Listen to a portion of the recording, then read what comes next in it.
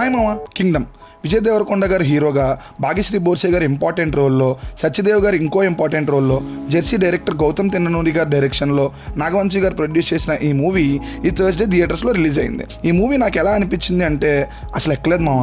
Starting 15 నిమిషాలు, last 15 నిమిషాలు పక్కన పెడితే మిగతా సినిమా మొత్తం నిద్ర వచ్చేసింది మామ.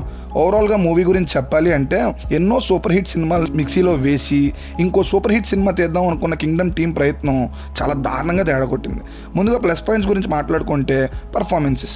అందరూ ఎక్స్పీరియన్స్డ్ యాక్టర్సే కాబట్టి అందరూ బాగానే చేశారు. దేవరకొండ గారి యాక్టింగ్ మాత్రం నాకు కొత్తగా ఏం అనిపించలేదు, ముందు సినిమాల్లో చూసినట్టే ఉంది. ఇంకో ప్లస్ పాయింట్స్ గురించి మాట్లాడితే విజువల్స్ చాలా బాగున్నాయి, చాలా అంటే చాలా బాగున్నాయి. ఇంకో ప్లస్ పాయింట్ క్లైమాక్స్ చిన్న హై ఇచ్చింది మామ.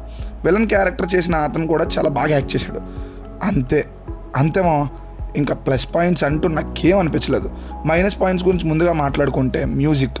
అనిరుద్ధ్ గారు బీజిఎం విషయంలో గట్టిగానే దెబ్బేశారు మామ. సాంగ్స్ కూడా పెద్దగా ఎక్కలేదు. హిట్ అయిన ఒక సాంగ్ను కూడా సినిమా నుంచి లేపేశారు. ఇంకో మైనస్ హీరోయిన్. ఆమెని హీరోయిన్ అనటం కన్నా గెస్ట్ రోల్ అంటే బాగుంటుందేమో. తనకు కూడా ఏ స్కోపు లేదు యాక్ట్ చేయడానికి.